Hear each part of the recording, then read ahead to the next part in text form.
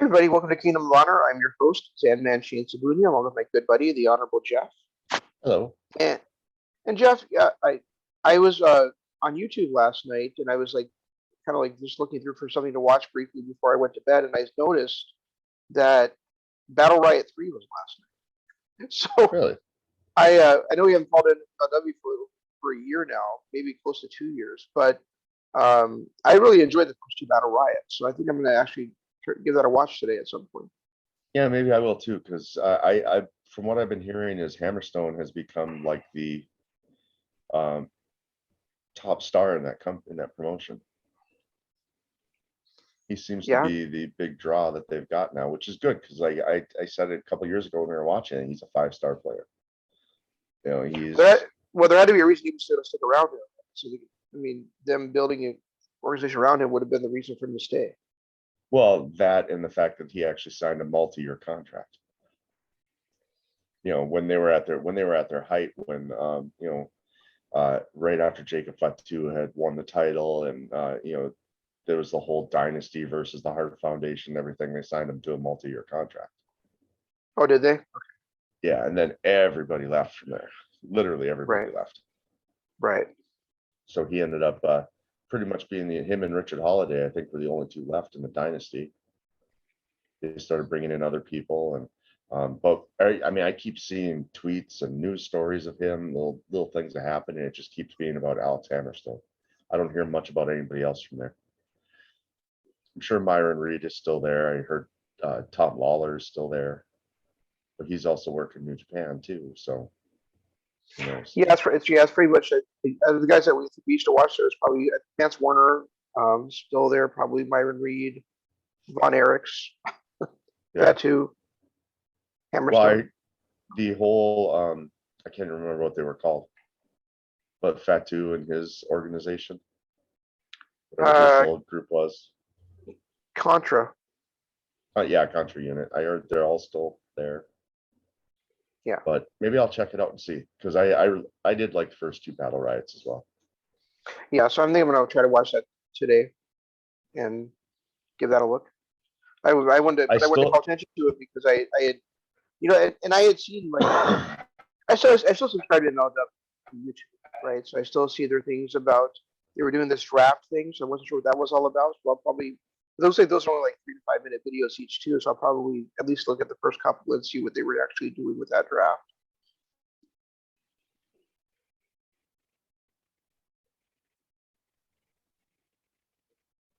And you're all frozen up on my end.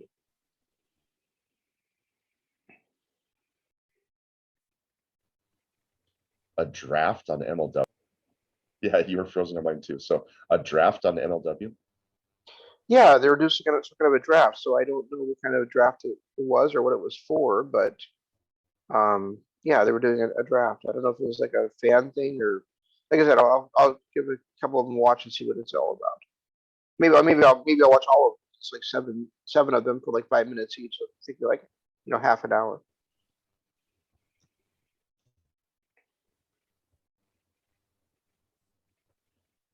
Yeah, you keep freezing up, man. Yeah, you do too. I recommend that you stop.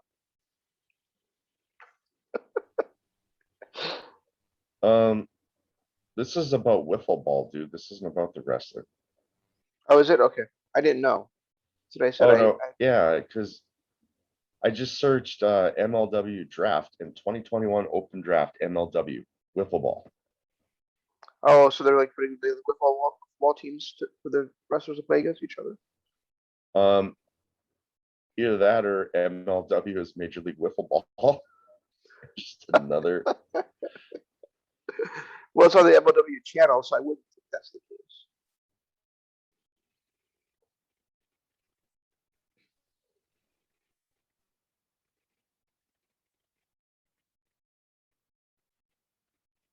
What the hell is this? Major announcements.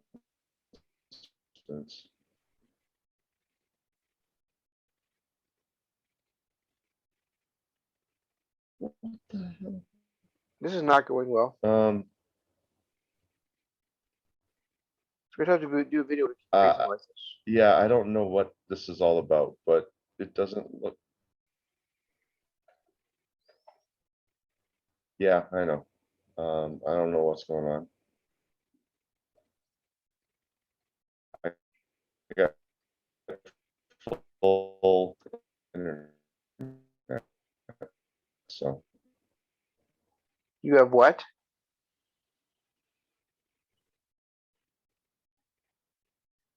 Yeah, you're completely frozen on my end. yeah. Look, I have no clue what this is. I've seen wiffle ball, so I don't know, especially.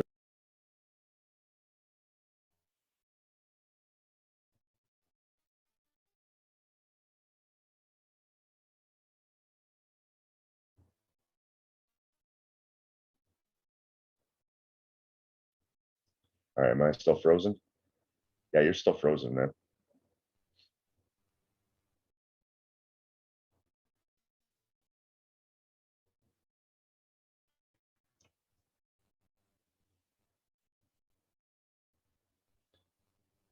Now I see you moving. You're muted though.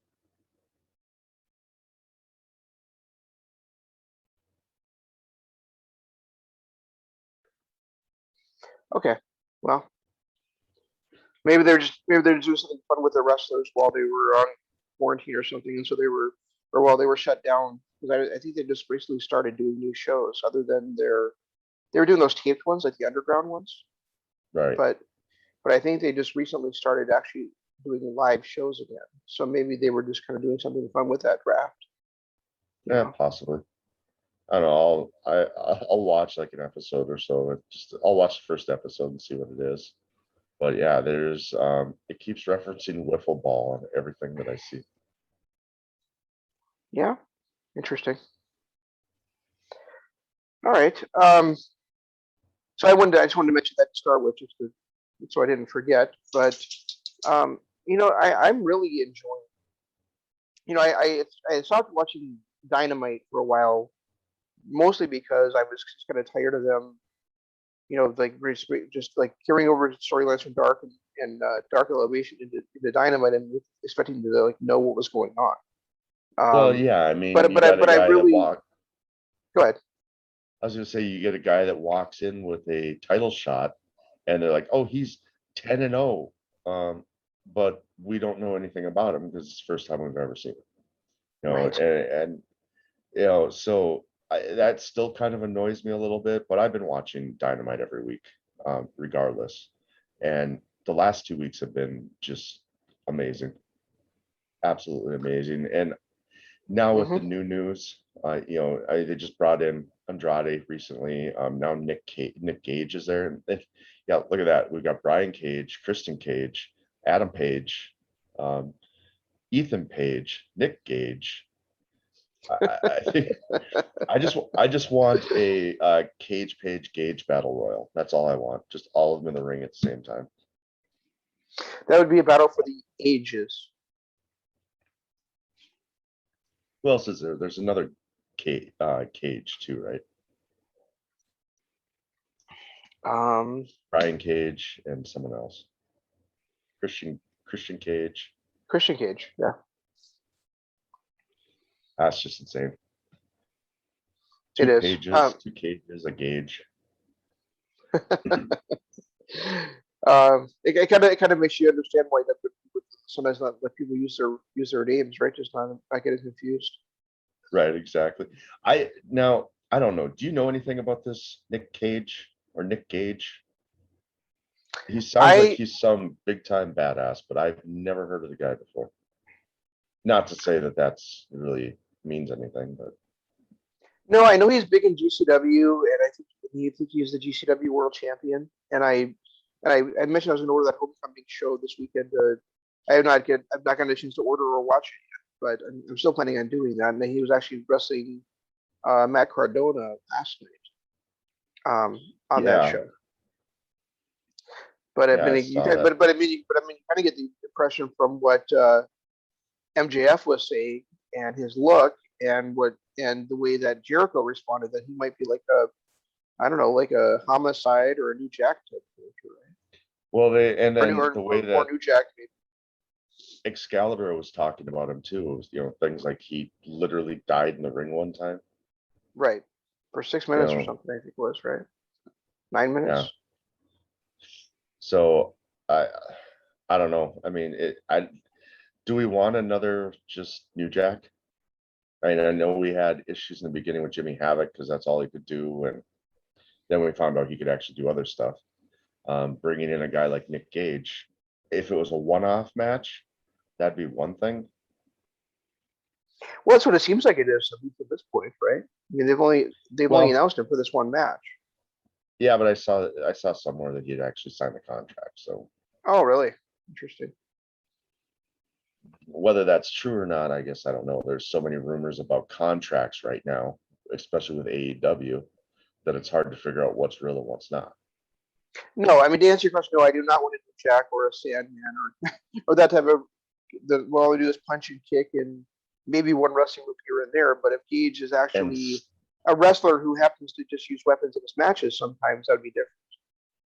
Yeah. Otherwise, he ends up becoming a Sammy Callahan, where we're just sick of watching it. Right. Yeah, because I mentioned that last week that Sammy, as much as I enjoy his character, I'm just tired of him always having to have hardcore rules to his matches. Right. Yeah. So I guess but I'm always willing to give somebody a chance. So I mean, so I am looking forward to seeing how that works out. Speaking of Jericho and the trials of Jericho, wherever the hell they're labors of Jericho, right? The labors of Jericho. Yeah. I thought the match against Shawn Spears was just ridiculously booked.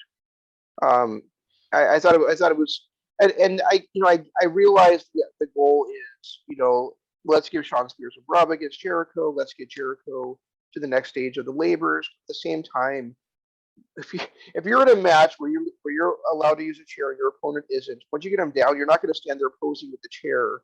You're going to beat the living shit out of the chair. So, I mean, I did not like that Shawn would basically hit Jericho one time with the chair and then go to wrestling moves. And then if Jericho got up, he would pick up the chair again and hit it with it and then try to go to wrestling moves. That did not make any sense whatsoever. And then the Jericho won by using the chair. He did. That was the stipulation, is that he's not allowed to use the chair. Right. I guess in the course of pro wrestling, it's always been like, you didn't actually pick up the chair and hit somebody with it. You didn't actually use the chair. You didn't use it. Right. Yeah. So at least it's the attitude there. Right. So throwing him into the chair, that's not technically using the chair. Right. Depending on your rules for that particular match, right?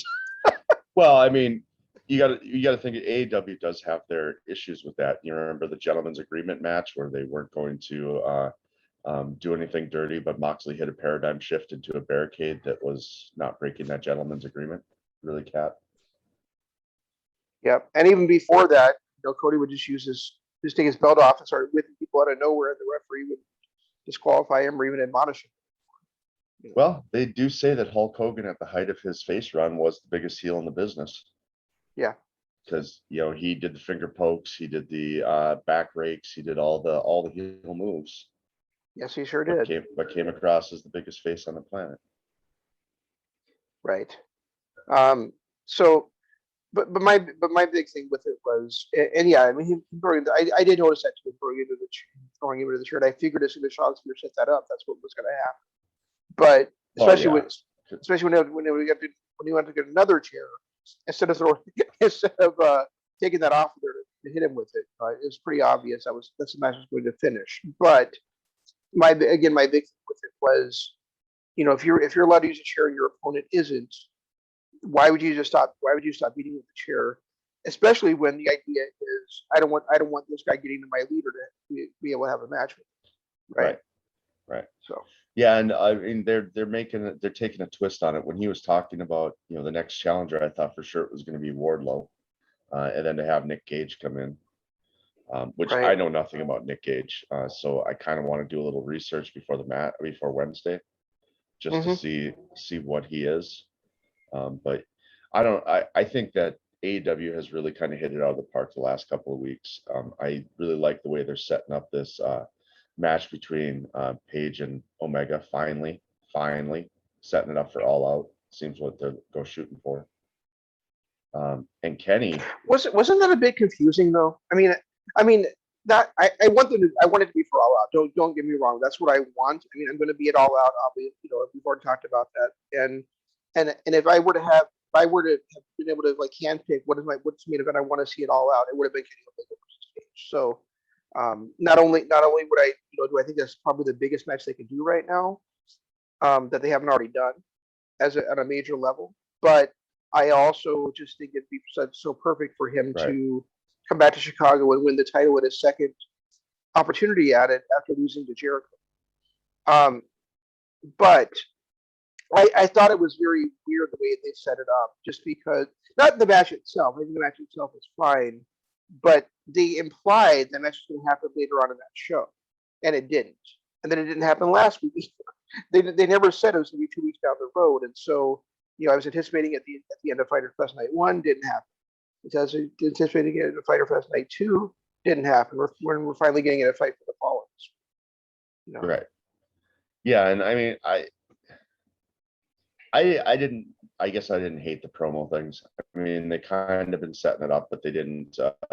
Then to throw in this 10-man stipulation, if Dark Order and Paige wins, then then Paige will get a title shot.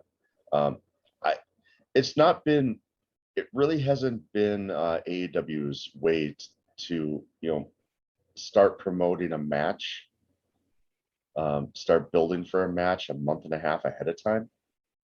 Right. So I'm kind of, usually it's a title match gets announced and then 2 weeks later they have it. So it's kind of interesting to see how they're doing this, and if they really can hold off until All Out for the big payoff. Yeah, I agree. I mean, I think they can. The problem is, I guess they really haven't said so, but I mean, they've kind of implied, because of the way they've been booking it, that you have to defend that title at least once a month, right? And he hasn't defended it at this point, I don't think, since. Oh no, it defends against Jungle Boy, right? So it's been about 2 weeks now since he's defended it. No, it's been longer than that, because he's had the last couple of weeks. I mean, he came out a couple of weeks ago and said that he, now that he's faced everybody, he's got no one else to wrestle, and then he got interrupted, and then, so 3 weeks ago now, yeah. Yeah, so you would kind of expect he has to defend it, and maybe they're not going to book it that way, but it just kind of feels like he has to defend it for All Out. At least once, yeah. Right, because we're still looking at, it's now, 5 weeks away, 6 weeks away from All Out? Right. Yeah, so that would be like 2 months almost between the time or it would be 2 months from the time that he defended it against Jungle Boy, and he would defend it against Hangman Page if it was not until All Out. I think the biggest surprise, because I didn't see it coming, I was hoping it was possible. I knew it was going to happen eventually. But that somebody was going to beat Moxley, I just did not expect Lance Archer to do it. I'm glad he did. I thought that was fantastic. That was a fantastic match. I thought it was a great way to get Archer over, because he's had so many big moments already in that company, but he's always fallen short in his title matches, right? And now even though it's not for an AEW title, it took place on AEW programming. And he beat, AEW's, biggest star in Moxley. Right. So that was a huge moment, I think, for Archer. Yeah, it was great. I'm glad somebody finally did it. I'm glad it's a guy that's already over in New Japan, so they can keep the whole they can keep this running with AEW TV in New Japan and everything. Having him defend titles, and who's he defending against next week? Hikuleo, yeah. Hikuleo. Yeah. So that'll be an interesting thing, because isn't Hikuleo actually bigger than Lance Archer? He is, and I haven't seen him wrestle in probably 2 years now. And when he debuted, kind of like was like a lumbering kind of big man guy, but I've also heard, that he really is the most talented of that family. So it'll be interesting to see. It'll be interesting to see how he has developed the last couple of years and how that match, comes out. Well, hopefully it's a good match. I guess I've only seen him in some 8-man tags, so I don't really know much about him. Yeah. So, but getting back to the Elite versus Dark Order and Hangman Page, I guess the best way for them to extend this to All Out would be if the Elite wins that match, right? If the Elite wins the match, and then the Dark Order and Hangman have to kind of like put aside their title shots, but then Hangman does something else to win that opportunity. That's really the only way to extend it another 5 weeks. Unless Page loses to Omega in such a way that that he is granted like a rematch by. There really isn't an authority figure there, right? So it would have to be like Khan coming out and saying, "You're not going to do this again, Page. You're facing Omega, or you're not going to do this again, Omega. You're facing Page again at All Out with these stipulations, whatever they are." I mean, if they win by pinning 5 or something, and then 5 has to wrestle Omega in a non-title match, and if he gets the victory, then Page will get a championship. Something where Page like dominates the Elite, just dominates the match and everything, but something stupid happens and 5 eats the pin. Then but it's an elimination. Oh, is it? Yeah, it's a 10-man elimination match. I don't know. It'd be interesting to see. Unless it comes down to Page versus all 5 of them. That's what I was just thinking. Unless it comes down to Page versus all 5. And then, like, if he, or at least Page versus the Bucks at the rate. Well, if it was Page versus all 5 and he rolls through Good Brothers and Omega, just gets like a silly roll up by Omega and then gets super kicked while he's celebrating his pin over Omega and loses that way. Mm-hmm. Then he has the, hey, I pinned Kenny Omega under his belt, and they could use that to keep the storyline going. Right. Hey, you lost your one shot. Oh, wait, but I beat you. I do really enjoy that there is no authority figure in AEW. I do. I enjoy it so much, like that the champion actually has this ability to kind of set these terms, right? Well, because we saw with Jericho before too, right? Where Jericho's heel, we kind of said, "Yeah, Moxie, you can have a title shot against. You have to go through the entire inner circle to do it." Right. It after seeing 2 decades of the McMahons, it is nice to not have authority figures for a change. And it's also nice that organizations will say like, he's the champion, he has all the power, and now we're actually seeing that happen. Right. Yeah. So that is nice. Part of me doesn't want Kenny to lose the belt. Part of me wants him to, I don't know, keep collecting belts. But at the same time, eventually he's got to lose. Eventually he has to lose to somebody, and Page has been building up for 3 years. They've been building Adam Page up for 3 years. It's time, and he's at the height of his popularity right now. Right. He's to a point where if they screw up with him and don't put the belt on him at All Out or even before, they're gonna lose that star. He's not going to be able to keep this momentum going for another year on a title chase. Right. Even if it's just a transitional win, where he loses it back to Kenny in 2 months or a month, something like that would still elevate him. But if they somehow have Kenny win, it will kill Adam Page. I don't think it would kill him, but it would certainly set him back, another year or two. And I still think like if Kenny were to were to beat Paige and say that MJF is the champion a year down the line, and Paige is challenging MJF, we're still set up to have like a rivalry for the ages between those two guys. You know, they've already fought each other they already fought each other in the finals of the Dynamite Dive. Remember, that was the very first.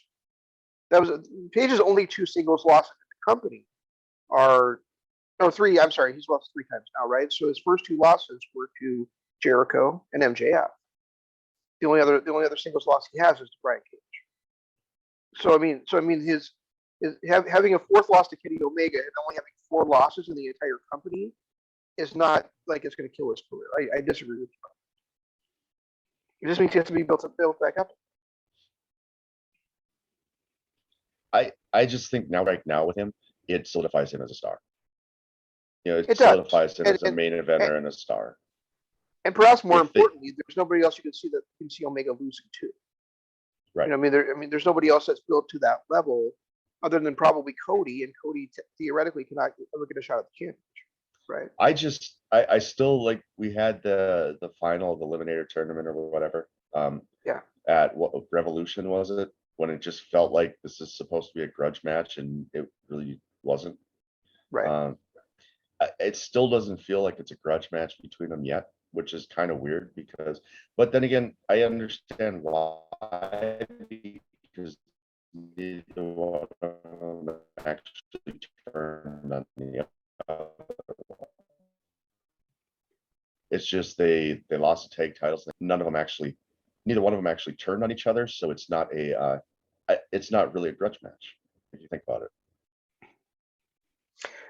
It's interesting. It was actually more. It actually seemed more like it was a grudge match between Matt Hardy and Adam Page than it was between. I'm not Matt Hardy, but Matt Jackson and Adam Page than it was between Omega and Page. Right, exactly. Because it was the Jacksons that were calling him a jobber and all this shit. Right. You know, and he was always, you know, Kenny was always his friend. I was his friend. They were teasing the heel turn by Page, but it never actually happened. Then they lost the titles. And then after they lost the titles, they just kind of both went their separate ways. And that's when Kenny started being a heel, started slow burning to a heel. Yeah, if it does become a grudge match, and really it should, I agree. It's more the line that Kenny is making Adam just think like, well, you're not on my level. You're never going to be on. Right. You know, it's just more and more egging him on that way.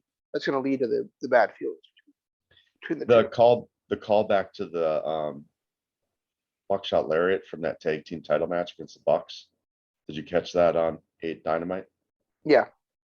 When they're standing there staring at each other, kind of giving each other the same looks.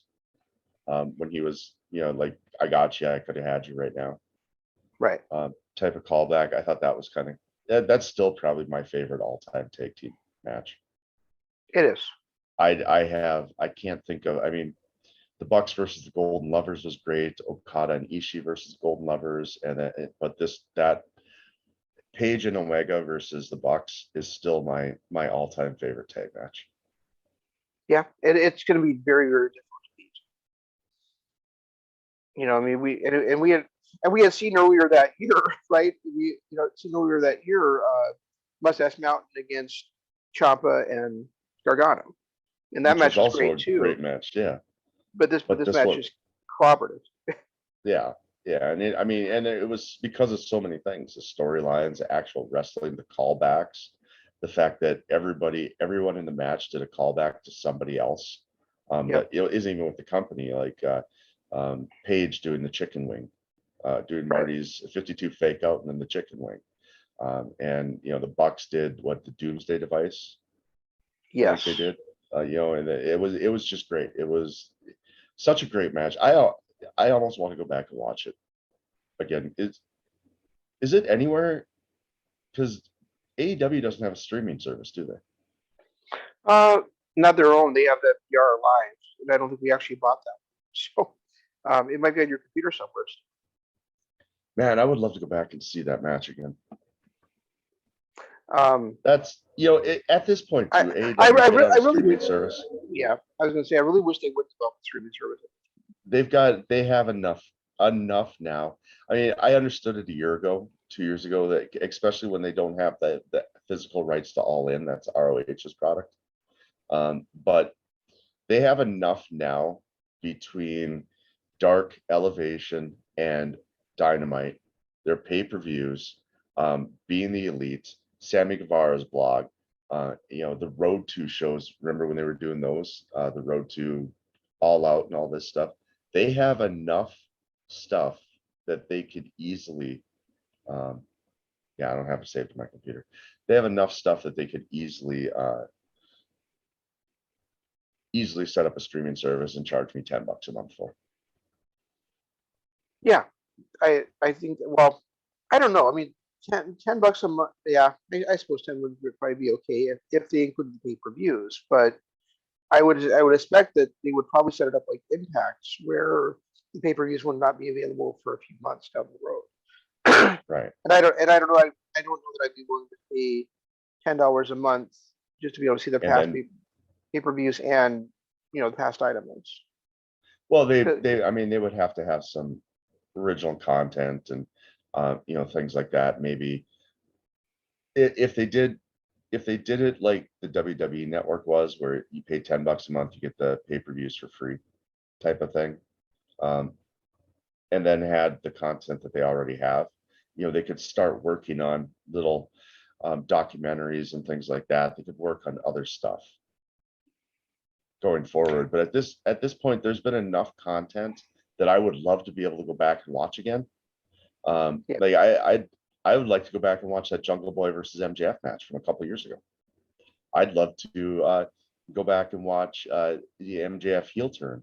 Well, can't really call it a heel turn because he was never truly a face, but his turn on Cody Rhodes cost him the title.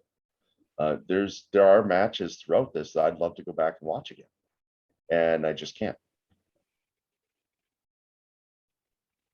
I guess the one that seems to my mind that I'd like to go back and watch, two of them would be the Pac versus Omega 2 out of 3 Falls match. Yeah. And 30-minute Iron Man match. And that's what it was, an Iron Man match. Sorry. And then the Ray Phoenix versus Nick Jackson. Just any Ray Phoenix match, but definitely that one. Yeah. And then there's been so many other things because they do, I give them credit for giving us pay-per-view quality every single week, but at the same time, I think that's kind of their downfall because they don't let a lot of storylines breathe. Like we could have gotten a whole month lead up to Jungle Boy versus Omega. Instead, we had it a week later. True. I also want to give them massive credit for a couple other spotlight things they've been doing. Like, I really would have preferred that Wheeler Yuta stayed in Ring of Honor. But if he's going to be in Dynamite, I like that they're giving him some spotlight actually on Dynamite, not just on the dark shows. Where he is, even if right now he's a protege of Best Friends and Orange Cassidy, just him getting out there and getting exposure against high level guys like Sammy Guevara and who did he face off against this week? I don't remember. The FyterFest Night 2. It's Darby Allin.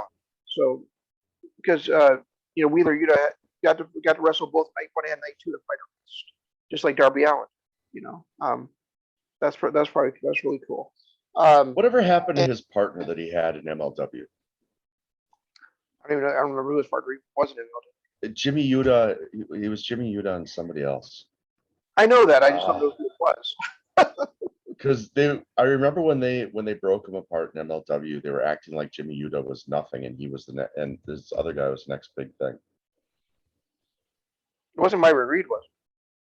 No. I'll look it up. But then also I really liked how they spotlighted Carl Anderson against John Moxley. That was a fantastic match for those two too, to open up Dynamite FyterFest Night 1. And then Carl Anderson against, not Carl Anderson, but then Doc Gallows against the Elite Hunter, Frankie Kazarian, was also a really good match. And Right. and I thought and I really liked the fact that Kazarian lost because it makes his quest that much more believable that he's going to stumble, he's going to fall against a guy that's especially that much bigger than him. Wow, there is nothing about him in MLW. He doesn't even have a Wikipedia page. He's a talented kid, though. Yes. Speaking of Carl Anderson, have you watched this week's Impact yet? I have. So you saw the Jay White stuff against. Yeah, and I thought it was great that he pointed out that when he and Omega faced each other, it wasn't Omega that won. Right. Well, and what was the other thing? Oh, saying that Carl Anderson peaked when he lost in the finals of the New Japan Cup in 2012. Yep. I can't remember what he said about Doc Gallows, but Jay White actually talking it more so than he does, because he doesn't really deliver too many promos unless he wins the main event in New Japan. So seeing him actually deliver promos is very, very entertaining. It goes on to prove everything we've been saying about Jay White being one of the greatest ever, even at such a young age. Yeah, and there's a great Twitter post I shared with you too, where one of them showed Impact or showed a Slammiversary with White and Omega the ring together, and the other one showed the end of Money in the Bank with John Cena and Roman Reigns at the end together. It said one of these two pictures is two of the greatest wrestling superstars ever, and the other one is John Cena and Roman Reigns. Yeah, that made me laugh. In fact, I actually saved that. It's on my phone because it just made me laugh. But yeah, we were talking. You and I had kind of a side conversation about this, and it's worth bringing up. But when Andrade came in, the first thing he said is, "I want a title match," and Kenny's like, "No, you haven't been here. You got to earn your stripes." Right. You gotta, you haven't been here. You have to, it's on wins and losses and everything. And if you look back at the last three, the two rumored upcoming title matches for SummerSlam and the last match that we just had at Money in the Bank. Edge walks in after 3 months off and immediately gets given a title shot. Cena, after 3 years off, walks to the middle of the ring. He's got a title shot against Roman Reigns for SummerSlam. And Goldberg, who is arguably one of the worst technical in-ring performers of all time, in the last 4 years has now had 6 title shots. 30 years past his prime, has had 6 title shots, won it twice, and now has another one against Bobby Lashley at SummerSlam. It's weird seeing the way that WWE does things when you look at the way every other company in the world does it. Japan, you have to earn your title shot. Very rarely are you allowed to just walk out and say an attack. Very rarely do you get a moment where like a Kenta will walk out and attack Kota Ibushi and get a title shot for it. Right. Like even like Shingo, he got his title shot because he beat Ospreay in a one-on-one match. Okada got his title shot because, he's Okada and Ospreay had something he had to prove. When you look at Japan, it's usually you got to win a tournament to get your title shot. Even AEW, while I disagree with the way that they kind of use the ranking system when it's convenient, otherwise, and they throw the whole ranking system out the window when they decide to just have like a battle royal or something. At least you have to win something to earn the title shot. You can't just show up after 3 years and say, "Yeah, my name's John Cena. Give me a title shot." And not only does it make sense if you have to come back in and earn it, but also it's so jarring to viewers of that program to you're watching week to week to week, and you're watching these guys rise up. And all of a sudden, somebody else comes in from 5, 10, 20 years ago, and all of a sudden they get a title shot out of them. Yeah. And I saw somebody say, well, who else has the big star power to put Bobby Lashley over? Well, whose fault is it? There isn't anybody with star power to put Bobby Lashley over. It's WWE's fault, right? Because ever since CM Punk, and we'll talk about him a little bit too, but ever since CM Punk had that, started rising up in 2011, it's been clear that they're not going to allow someone to become a star, because he started rising up in 2011. They decided, well, no, we want Alberto Del Rio to be the world champion instead. So we'll take the title off of Punk a month later, and then we'll put it on him 3 months later. But he's no longer got the momentum behind him that would have made him into a Steve Austin level superstar, right? Yeah, and then they did the same thing to Daniel Bryan 3 years later. Yeah. So. Yeah, I mean, Daniel Bryan was organically coming through the ranks.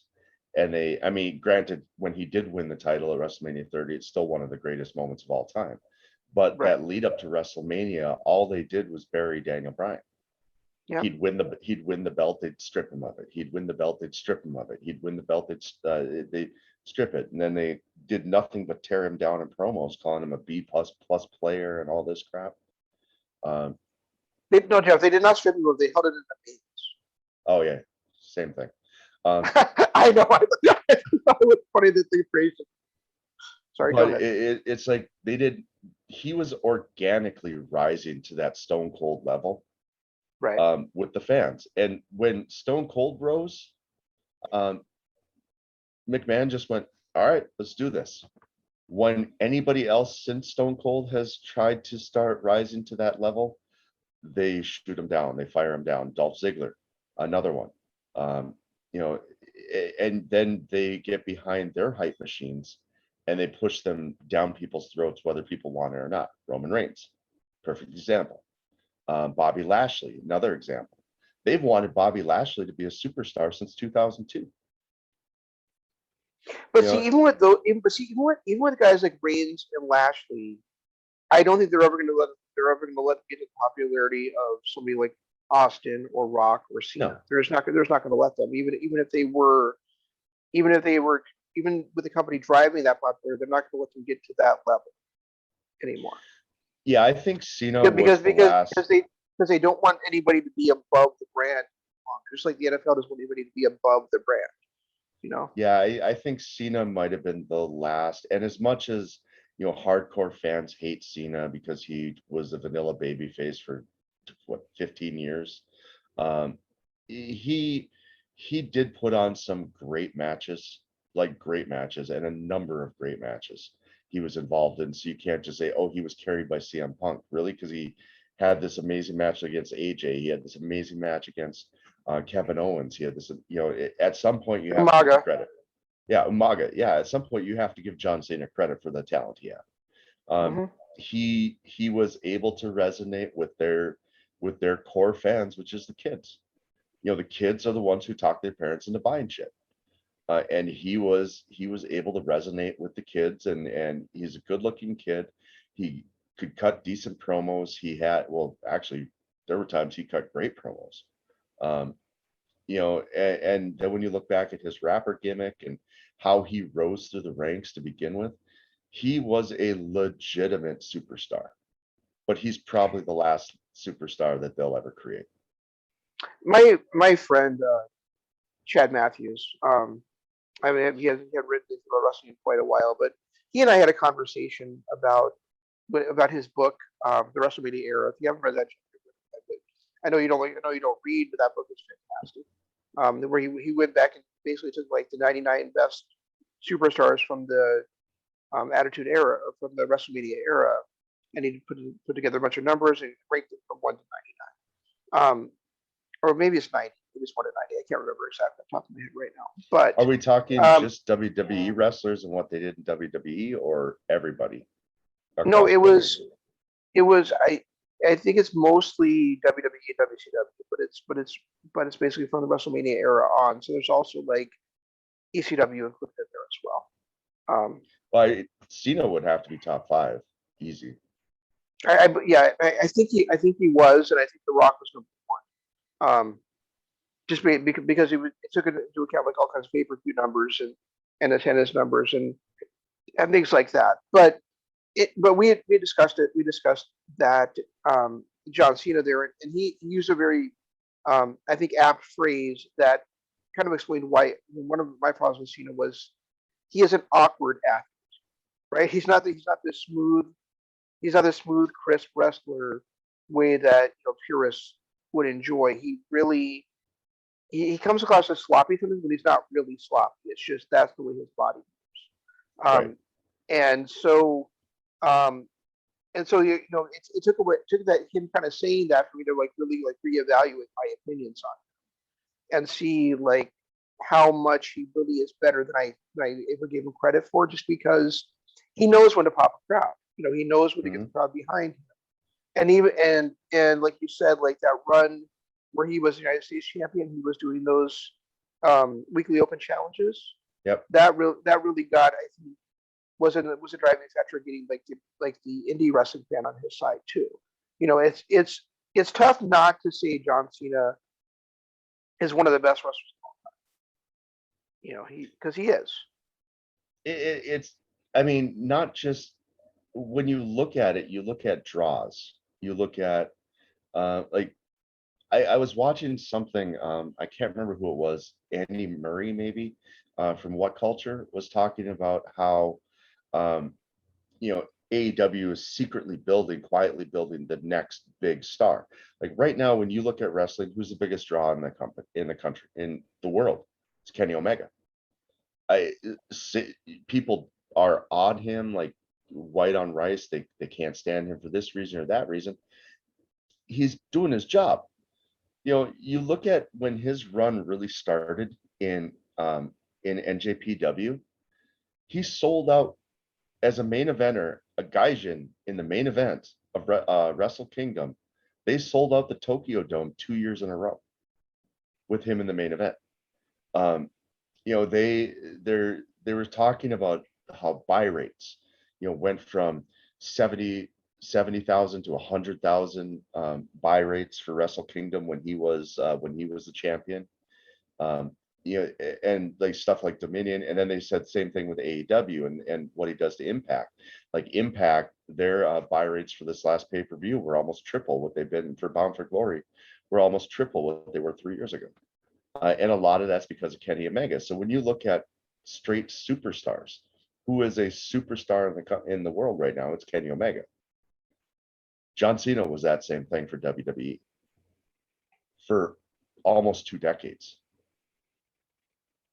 Well, no, good decade, because about 2005 to 96, 90, or 2005 to 2016, he was their biggest draw. And Omega's doing it for 3 promotions. He's doing it for because you and I are going to, because I am going to buy Triple Mania this year, and I would not do. Oh yeah, and I'm going to watch that. I'm definitely going to watch that. And I would not be doing it if Kenny Omega wasn't the champion there. And he'll be defending his AAA Mega Championship against Andrade El Idolo. So but then he's also doing it for him. Kenny Omega and Rich Swann in the main event of Rebellion, and the Kenny Omega and not Moose, but Sammy Cowan in the main event of Slammiversary, are huge, and we might be getting Kenny Omega versus Switchblade Jay White in the main event of Bound for Glory. There was talk about it being that was going to be the main event of the NJPW show that's going to be in the States, Retribution or whatever it was name was. Resurgence, but White's defending against David Finlay that night. Yeah. Okay. All right, because I'd heard rumors that it could have been Omega versus White as the main event of that show.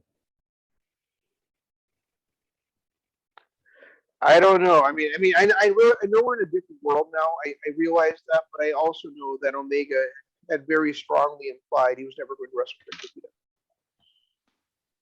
He said he would never wrestle in Japan again. No, he wrestled for Japanese promotions since then, just not for NJPW. Oh, is he? Yeah. Oh, I guess we'll see.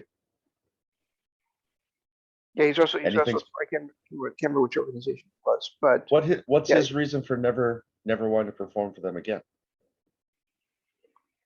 I think it was the way that the deal fell through on the day of, and also like the Bucks, like he felt like he and the Bucks felt like they never took the Bucks seriously.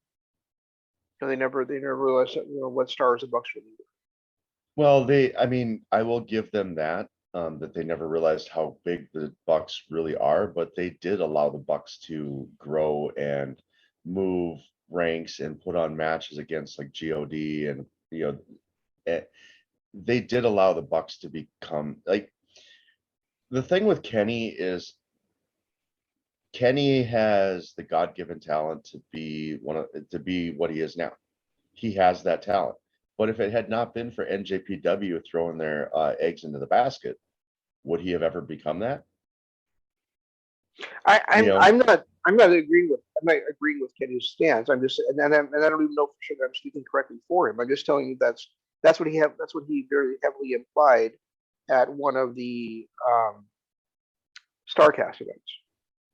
Yeah, it's too bad. It's too bad that it came to that with them, because there's still some dream matches, and I know we got to see, we're getting to see NJPW talent on AEW with that IWGP title, which is great, is absolutely phenomenal. But to not see Kenny involved with NJPW and in matches against Naito and Okada again is just sad. It's just sad. I agree. I'd really like to see him in distribution. Yeah, or against White again. Now it's been a few years since last time they faced each other. White's a whole different guy than he was back then. Absolutely, he is. To see those two wrestle again will be just fantastic. I am truly loving this open door, this forbidden door, whatever they call it. I think right now we are in the greatest era for professional wrestling. You got WWE, they're doing their thing. Who cares? At this point, I can't even watch them. And the fact that my favorite wrestler of all time is on their roster, putting on weekly shows and weekly performances, and I cannot watch their product, really speaks to how bad their product is. Well, in my eyes, I know there's billions of people that love it, but in my eyes, AJ Styles is my favorite all-time wrestler. I can't even watch him right now. I just can't handle the WWE program. Right. NXT has gotten to a point where I struggle to watch that, simply because, and there too, you look at some of my favorites in the business right now: Ciampa, Gargano, Austin Theory, Karrion Kross. These are Samoa Joe. These are some of my favorite wrestlers of the last decade. And I can't watch them on a weekly basis because the product is so bad. Well, you can't watch them. You can't even take them seriously anymore. If they're a champion, can't be beaten by anybody on their roster, but he can be beaten by Jeff Hardy. Yeah. Jeff Hardy is the best NXT wrestler of all time because he was able to beat this monster Karrion Kross in his debut. It just so put that aside. We've got WWE NXT. They're in this basket over here that I may or may not check out, depends on my feeling on them on the day.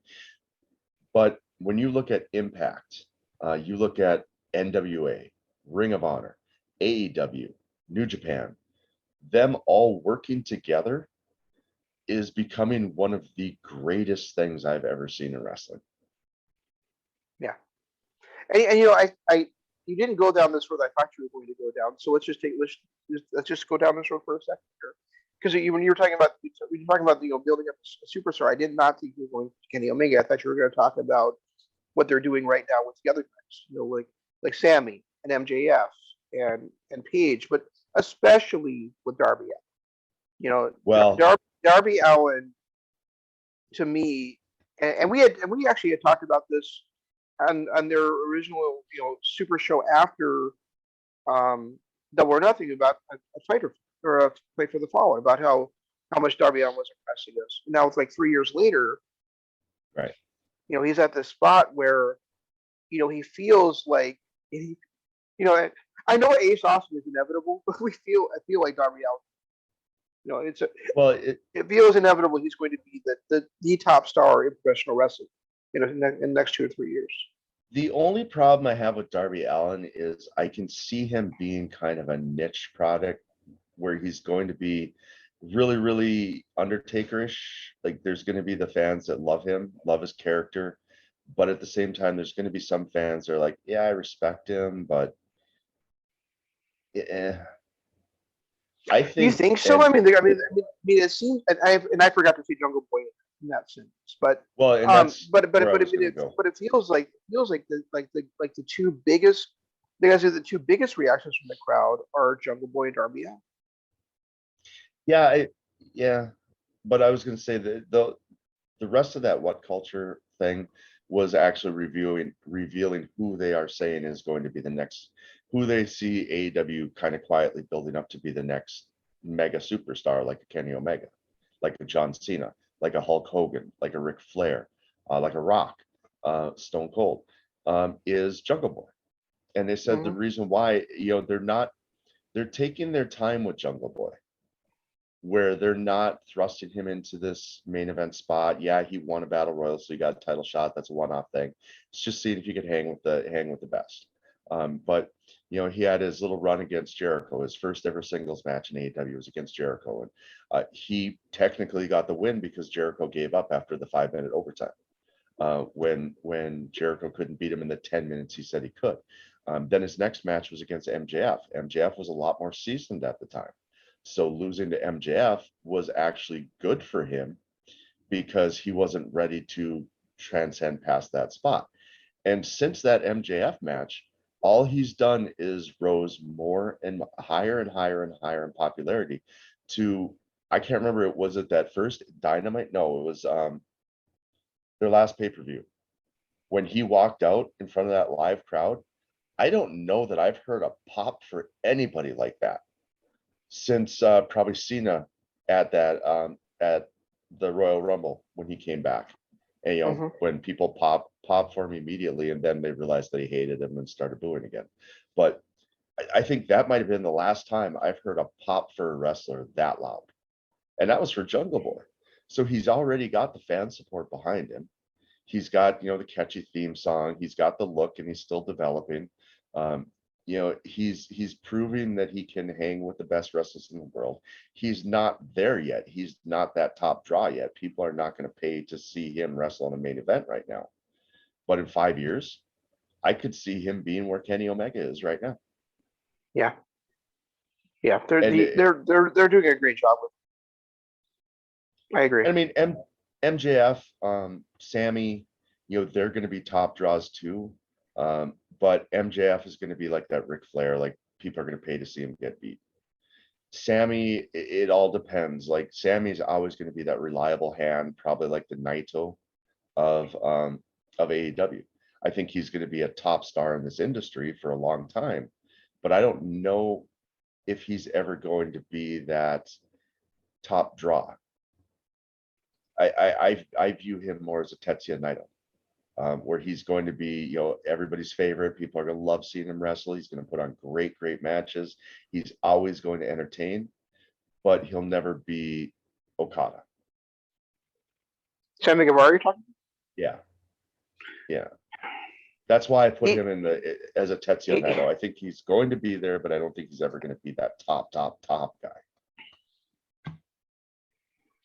I think you're kind of dead on with the Jungle Boy and Darby Allin thing. We're it doesn't have to be where we've got like a top guy, because it could just be like the Attitude Era where you've got a lot of top guys you can rotate in and out, like Triple H and Mick Foley and Undertaker and Rock, Austin Cena, and Rock. Undertaker, Yep. So looking at that, I mean, Darby could be that, like you said, that Undertaker type guy, even though he's not, he doesn't have like the huge presence of Undertaker. He's still got that charisma. You know, so I meant stature wise. He can't be the Right. 6'10" guy that Undertaker was. Oh but, yeah. Yeah, okay. But yeah, I mean, if you know, we were so critical, and me especially, was so critical about the way that they had Miro beat Darby for the championship.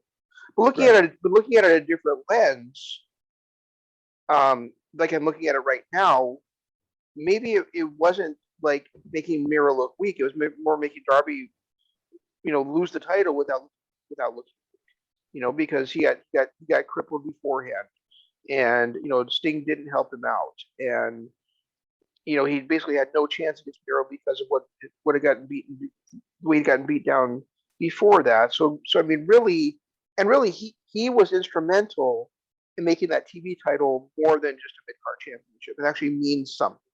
The way that I thought he would be if he became the champion.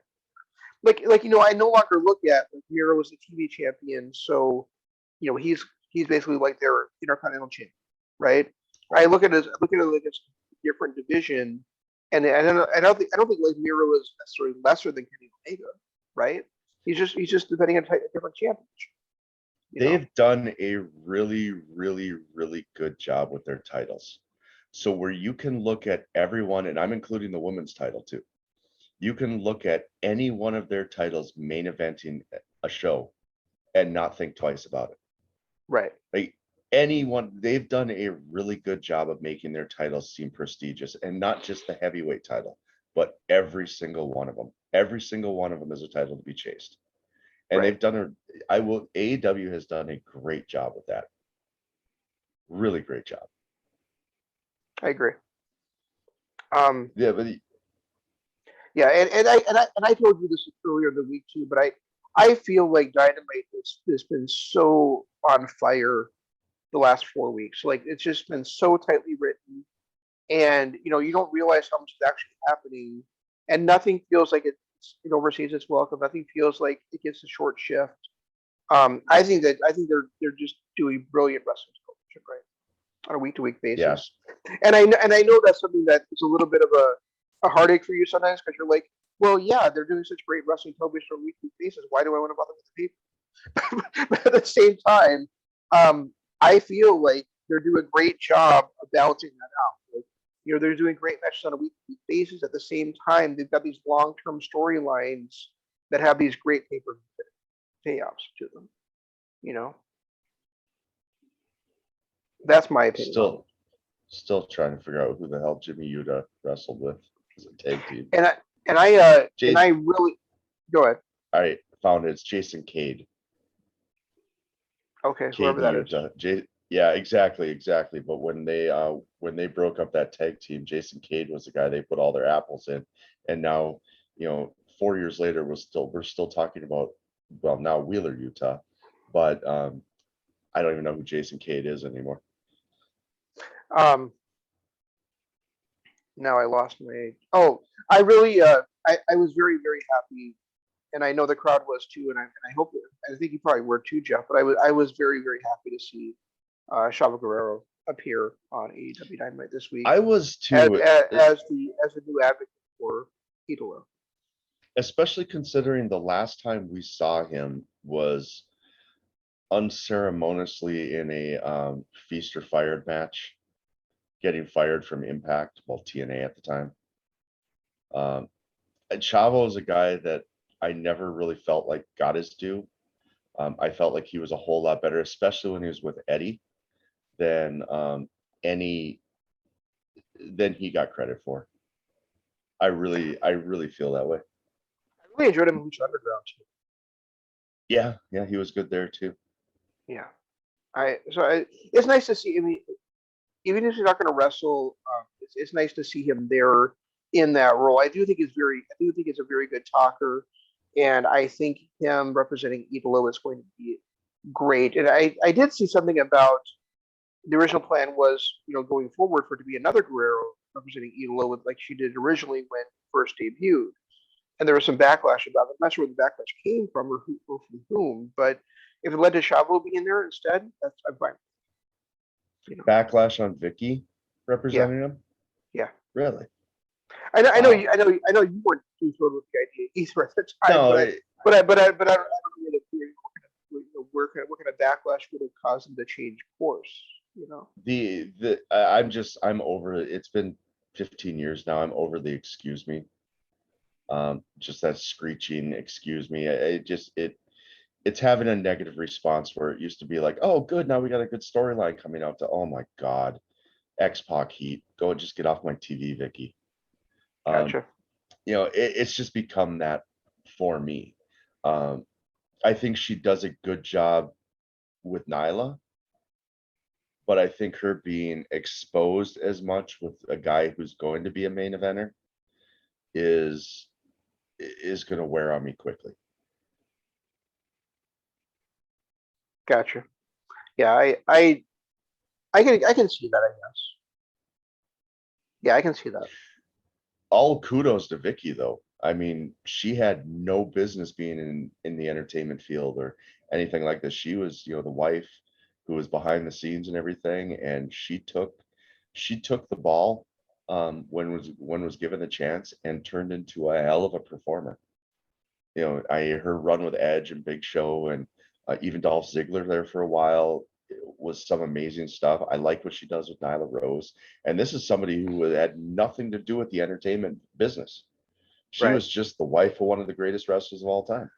Right. For her to take the ball the way she did, I got to give all credit to Vicky for that. That she did an amazing job becoming what she's become. Yeah, I mean, it basically was just kind of like a pity off of WWE, right? Like, we Yep. know that we know that you lost Eddie. We lost Eddie too. We know that you need a paycheck. Why don't you come try this out for us? And look how iconic she's become since. Right. Exactly. You know. Exactly. And I mean, the stuff she did with Edge when she first debuted, you could see where it was. You could see her developing because she really came in as kind of with Edge. And she kind of developed that throughout that course of Edge into the Big Show and Dolph Ziggler and everybody else she's, kind of been the advocate or manager for since. You just saw that continual growth to the point where now she's one of the most iconic people in the history of the wrestling business.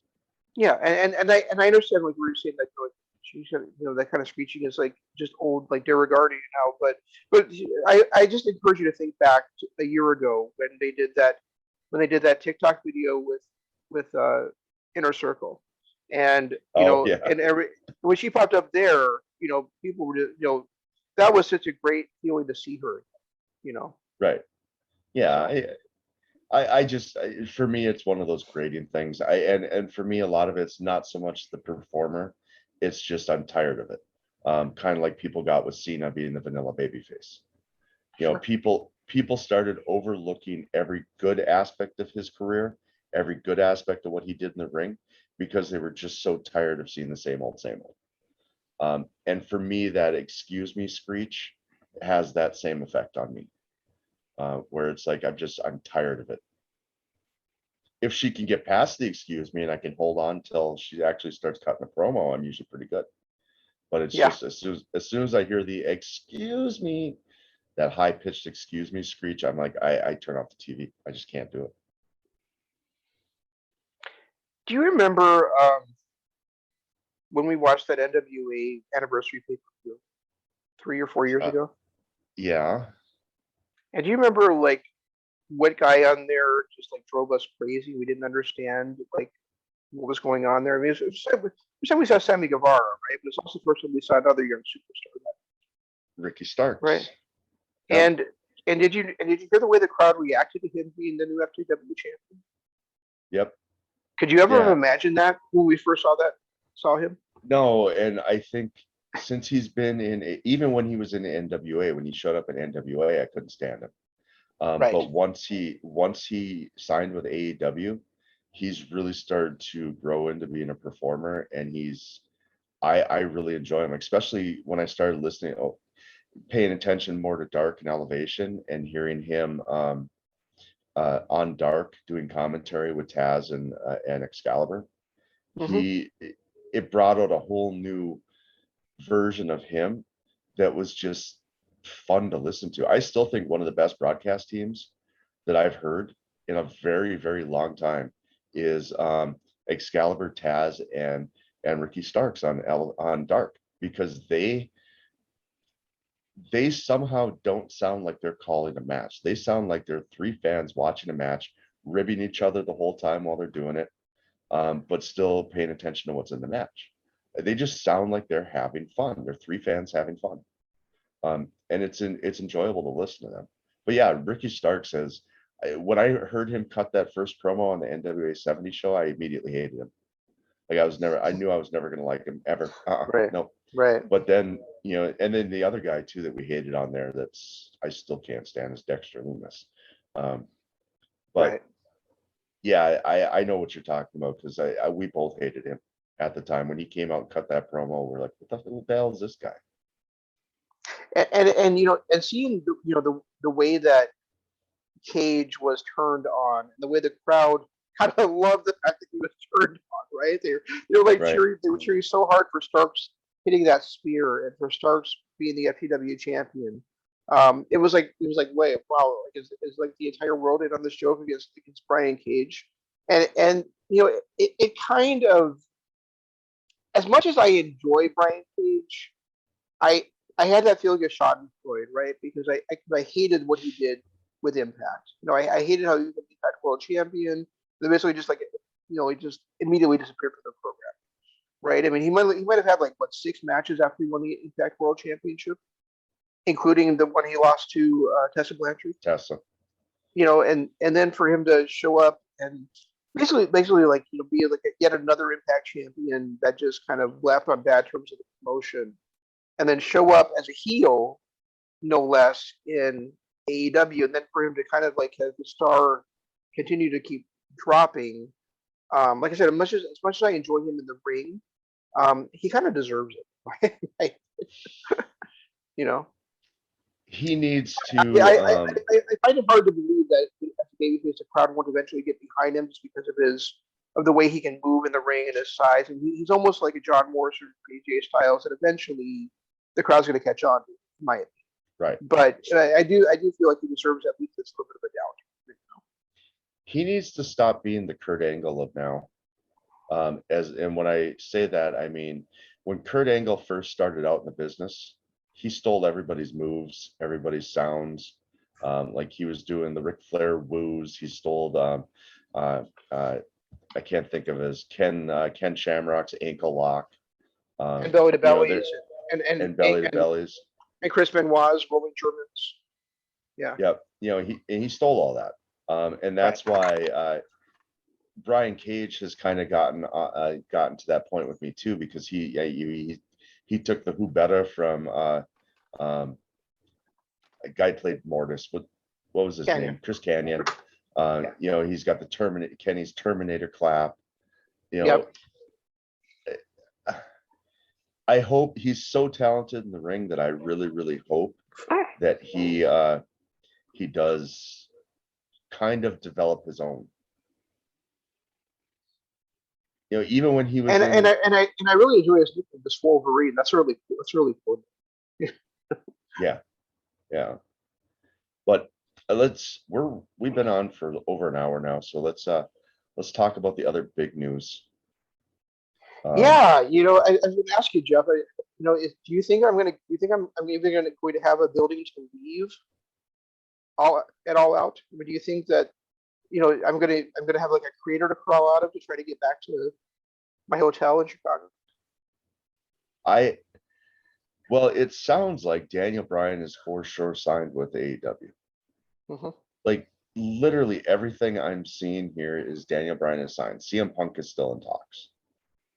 But I've seen reports that CM Punk is signed too. That even WWE thinks he's already signed. Oh, really? I haven't seen that yet, but I have seen. I've seen quite a bit on Daniel Bryan absolutely signing, and part of the stuff, even What Culture was reporting that he has signed a deal, and part of it was because he wanted to have the freedom to wrestle in Japan. Yep.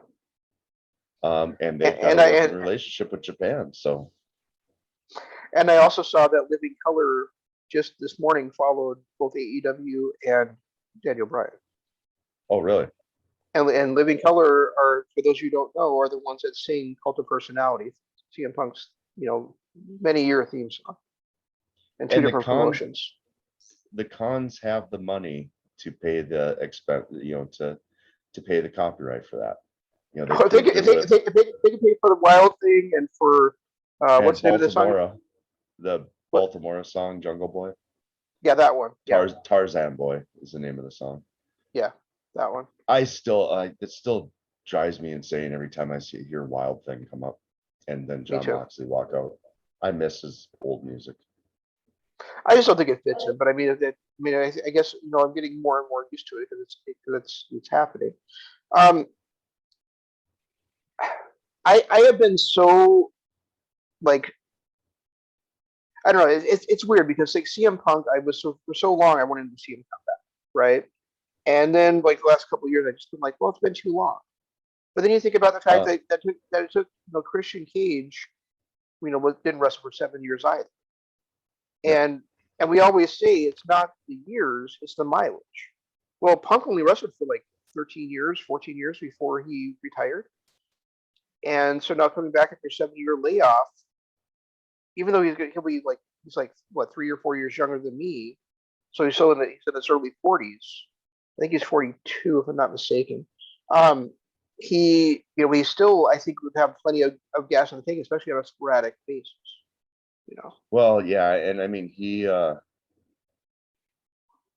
I think he'll be fine. I mean we're watching proof of wrestlers being in their 50s and still performing at high levels. I mean, Dustin Rhodes, perfect example.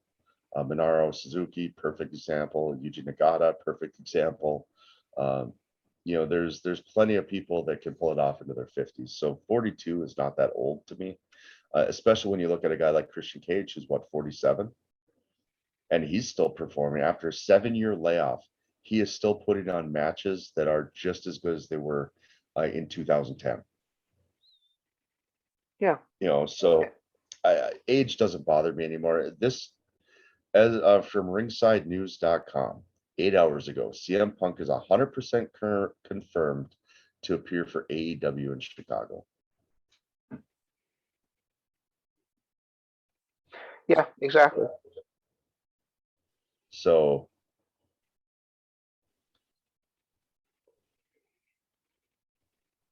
but yeah, I think this is a huge win for AEW and just for wrestling in general, to have both Daniel Bryan and CM Punk debut within months of Christian Cage and Andrade and Malachi Black. And if they're able to manage this talent without making it all about the top 6 or 7 people, I think they're going to be able to do a great job with keeping everybody relevant. Yeah. That's the other thing I guess we did not mention, but Malachi Black and Cody Rhodes being in the same ring at the same time twice with both guys with the all white of Cody with his white, with basically his gold hair and then the white suit, and then you've got Malachi with his black hair and his black suit. It's just such an incredible good versus evil contrast there. Such a stark contrast between the two of them, and really two guys that I don't know if Tommy End ever wrestled Cody Rhodes when Cody was that year Cody was on the Independents and Tommy End was not signed to NXT yet.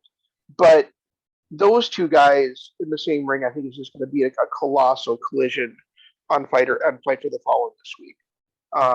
I really enjoy those two against each other, and I would if they fight each other again at All Out, I'm not going to be sad at all. I mean, this feels like a rivalry that could go for months, doesn't it? Oh yeah.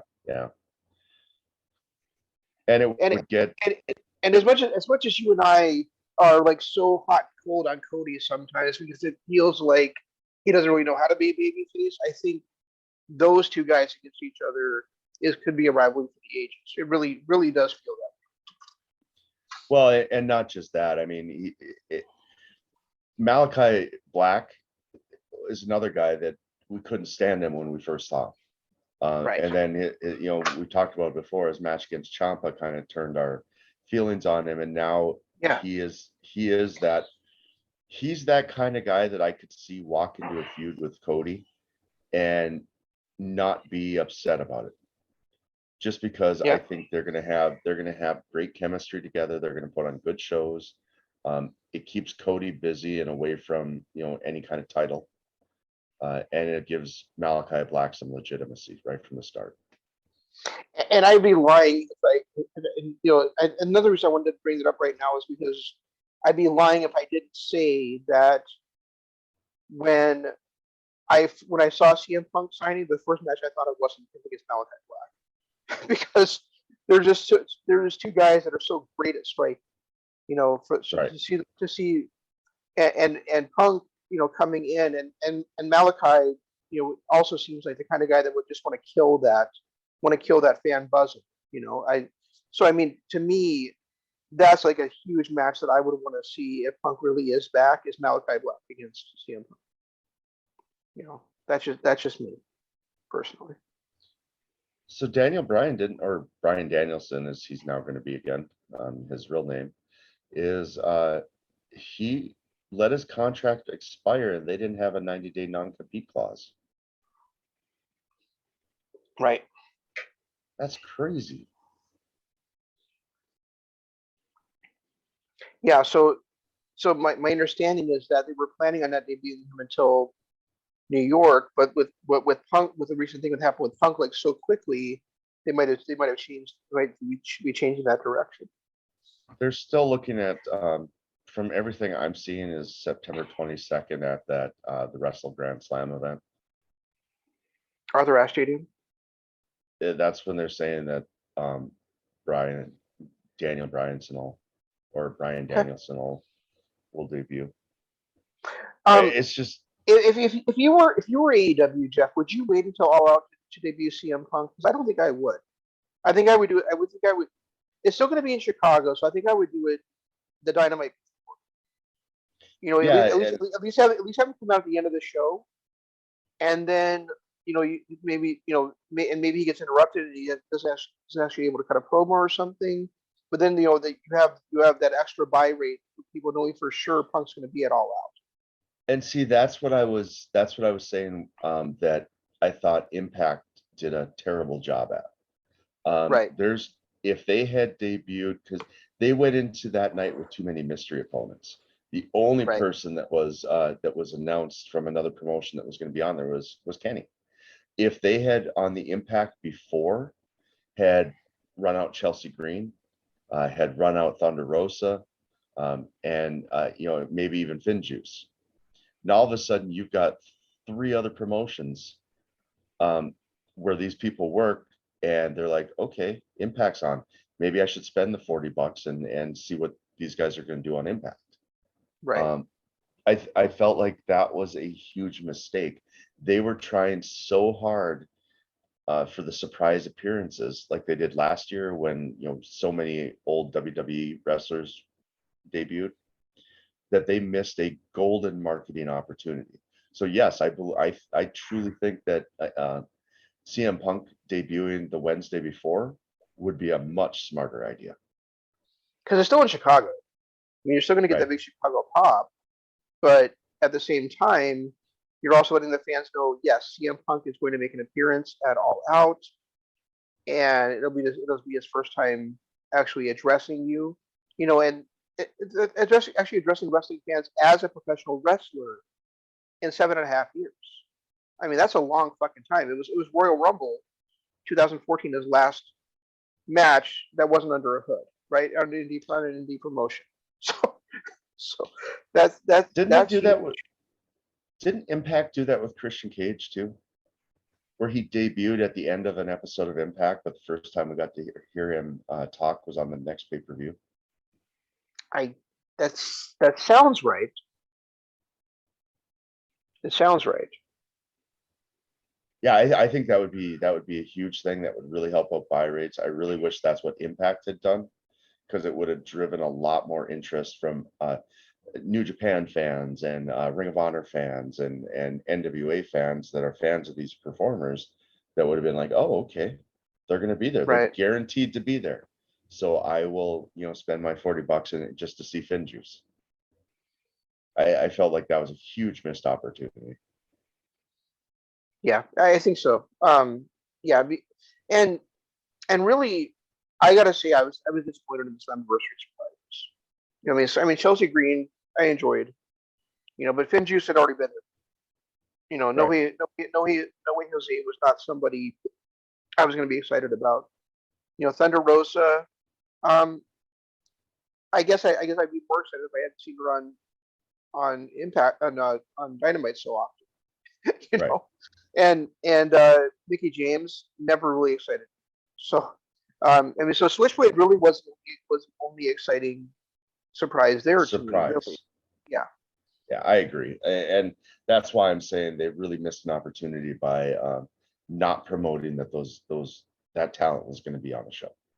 They didn't have to. They didn't have to mention that. They were going to be in a match against Madman Fulton and whoever that other dude was. All they had to do is say Finjuice will be here. Right. And you could have gotten some buy rates from NJPW that way, and then did the reveal. Right. So if you say CM Punk is going to be at All Out, you're gonna get. It might end up being. Well, it would end up being, and they've already done this once this year, right? But it would end up being the biggest non-WWE buy rate of all time. Yep.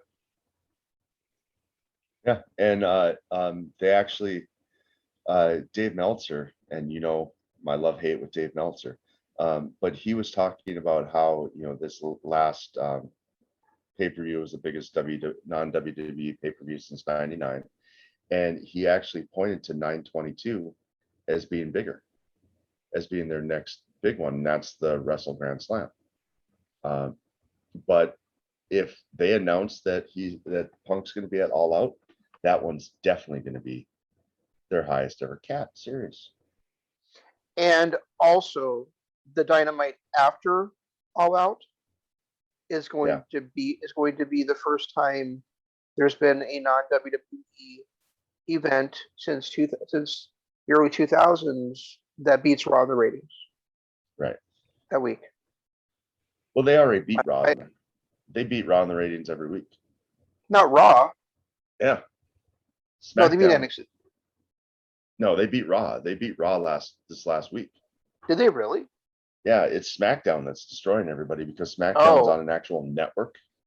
Okay. Well, then they'll beat SmackDown. I that carry, and that's the thing is people are there's gonna be people that are critical about them signing guys like Christian and Matt Hardy and CM Punk and Daniel Bryan, right? But the thing is that these guys are not there to be their long-term stars. They're there to kind of groom other people along the way and carry the ship for right now, because we've already talked about they're building stars. They're building, we didn't even talk about Top Flight, but they're building Top Flight as a great tag team going forward, right? They're building Jungle Boy. They've got the varsity, not the varsity club, but the varsity blondes. They've got Sammy Guevara, they got MJF, they got Hangman Page. So they're really doing a great job of cultivating these young stars, but then also bringing in new guys every so often as well. Pac is another one. Pac is another one. Penta El Zero and Rey Mysterio. Rey Fenix. These are all guys that are not just great right now, but also rising stars that could carry the company and could be called upon, just like the stars in New Japan, be tapped on the shoulder anytime they're needed to come in there, go in there and have just a great match and a great main event. Right. And that's one thing I do enjoy about WWE or about AEW is that, yes, they brought in this talent, and yeah, I get it. Jericho was the first ever champion. Well, who else in the company were you going to put it on? You needed eyes to the product.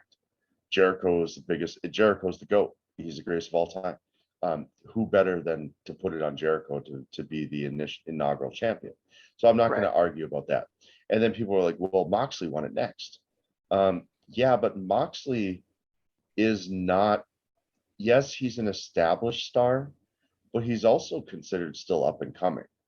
because he's been in the wrestling business for a long time, almost 10 years, since he debuted with WWE, but he never really got his due with WWE. He was a freaking comedy act. So to have him win it as the John Moxley character, I didn't have a problem with that either, because I didn't view him as Bill Goldberg or John Cena coming in on nowhere. And that's, what AEW has done. They've got main event talent. They've got talent of people that they've brought in from WWE, from Impact, and so on, that could easily be a main event talent. And they're not throwing them there. They're keeping them in the mid card, having mid card feuds, and building them up to potentially maybe someday be there. Maybe Christian Cage will never get to that mountaintop, but he's not, like you said, he's not there to take a spot in his first interview. And I feel like they've done a good job of that with any talent that they do bring in. They haven't brought him in and thrust him right to the top of the card. No, I mean even Moxley. I mean, they brought Moxley in, and he was there to he didn't interfere, but he crashed the party right at the end of Double or Nothing, at the end of AEW's very first pay-per-view. So to not think that guy was going to be a major player for them, and be one of their first couple of champions, it's just not paying attention to what was going on. Right. And he would have been a major part of the first All Out too if he hadn't gotten injured in Japan. If he hadn't had that bicep tear that turned into the staph infection. Meningitis. Yeah. Yeah, he would have been against the two semi-mains of that show would have been, the semi-main of that show would have been Moxley against Omega instead of Pac against Omega, because that happened, and that allowed them to build Pac into a bigger star. So that allowed them to bring Pac in, because remember, he was supposed to be at All Out. Right. Double or Nothing. Double or Nothing. Yeah, he was supposed to be at Double or Nothing, and had some travel issues, so he turned down his contract, and actually was no longer signed with the company. And then they did sign him for that match against Omega. So Moxley getting injured helped out Pac quite a bit. Yeah, there's just been a series of. I don't want to say it's all been luck, because it's not been, but there's also been a series of some serendipity involved with all this too, right? Everything that it seems to me so far, at least, everything starting with when Dave Meltzer said, not anytime soon, and Cody said, I'll take that bet, Dave.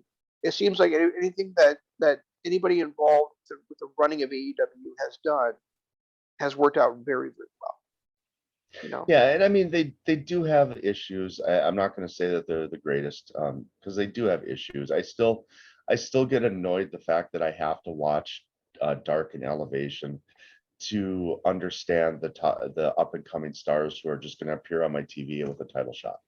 To understand why Matt Sydal is the number 5 ranked wrestler in AEW right now. To understand a lot of stuff, I have to pay attention to Dark and Elevation. And that still annoys me, because I don't have 246, I don't have 7 hours of my week to devote to just AEW. Right. And now with the new show coming up. That's probably the one thing. Okay, I'm going to say it, and I'm literally just going to say it. That's probably the one thing WWE does better than AEW is, if they bring somebody up from NXT, they do a good job of explaining, what this person's been doing on NXT. Yeah, who it is. Whereas AEW kind of expects you to know who they are. They might give like a pre-mention. Yeah, even if they cut a promo beforehand, not a promo, but a little video package beforehand.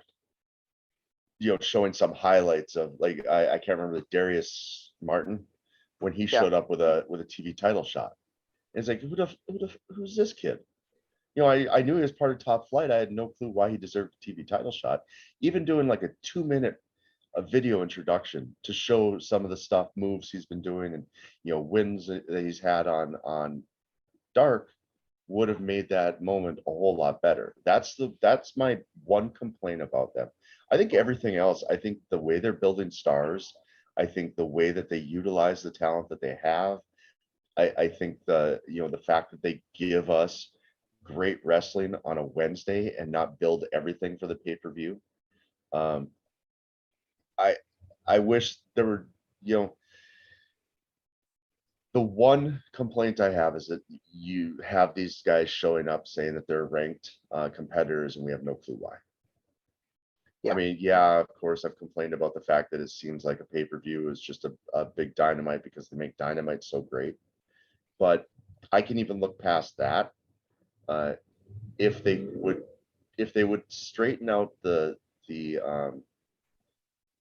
introductions of new talent. Yeah, like I said, I think that's the one weakness, and but every organization has weaknesses. So I mean, it's like you said. I mean, it's still on a week-to-week basis. You're going to get 2 hours of entertaining shit to watch, and there's nothing, and that's really not much more you can ask for. I mean, Jesus, we get matches like MJF versus Sammy. Which is probably still my match of the year so far this year. Well, just look at the rundown for this week's show, and before I get the rundown for this week's show, Jeff, did Miro say he was going to have a major opponent for this week coming up for the TNT Championship? I kind of go in and out on Miro when he's talking. Okay, I think I'm sure that's what he said. It isn't in this rundown, but I do remember Excalibur saying, "I wonder who that could be." So that'll be interesting to find out. But anyway, the rundown is like talking about Chris Jericho versus Nick Gage in that no rules match, the Elite versus the Dark Order and Hangman Page in that 10-man elimination tag. Lance Archer defending the United States Championship against Hikuleo. Santana and Ortiz versus FTR, and Christian Cage and Lucha Express versus Private Party and Helen. So I mean, that's 6 matches, so Miro's not going to be there. Well, maybe he'll just announce who his next opponent is then or something. But he did. Maybe he said in 2 weeks or something. Yeah. All right, I missed that. I completely missed that. So, but yeah, that's 6 matches. But another just lockdown show, right? Yeah. It is a little concerning that they've got 6 matches and 2 of them are pretty big time matches. Well, it's actually 5. Oh, is it 5? Okay. Yeah. All right, 5's doable. They're going to have one throwaway match in there to make the other 4 be outstanding. So, you want a cap? I think the Elite versus Dark Order and Hangman Page has got to finish the show and got to be at least half an hour. Yeah.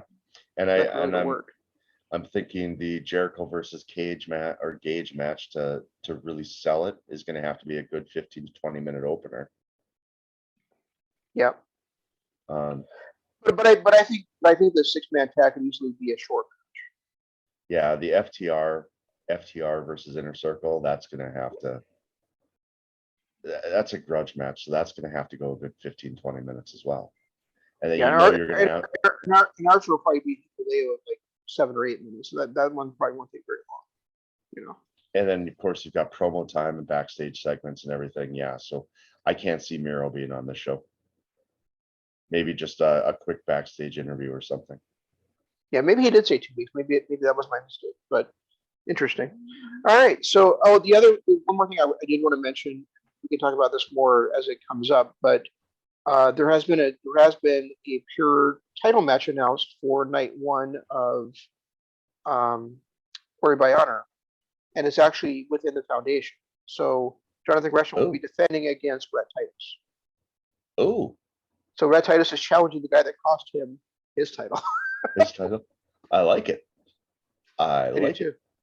And I like the fact that they're still going to stay friends afterwards because, you go back to Jay White versus Okada, and his big gripe was that he couldn't wrestle Okada because they couldn't wrestle faction members. Right. And then he ended up turning heel, but we've already seen Gresham and Lethal face off against each other. So, Gresham and Titus, they still have the same mindset. It's not like one of them is going to turn heel. So it'll be nice to see where it goes from there. But anyway, guys. And actually, I'm sorry. One more thing about Ring of Honor. If you haven't watched this week's TV show yet, Jeff, I'm gonna You have watch to it today. you have to watch the main event just to watch my favorite guy in the promotion have like maybe his greatest punch of all time against you. He All right. fucking, it's another one of those, oh my God, punches that Shane Taylor throws. But I swear to God, he killed Jake. All right, I'm gonna have to watch that. So, all right, guys, be sure to check out our channel. It's a little up and down right now, but we do have quite a few videos on there, and we are bringing more every single week. In fact, later this week on Wednesday, we'll have our review of Loki season 1. So be sure to like, subscribe, ring the notification bell, all that good stuff, so that you don't miss any of that content. And also check out our Patreon, patreon.com/Kingdom of Honor. Thank you so much for watching, guys. And that's all we've got. We'll try to do better next week. I'm not supposed to be saying that anymore, but I forgot. So, but thanks guys so much for watching. This is Shane saying long days, pleasant nights, and Jeff saying goodbye.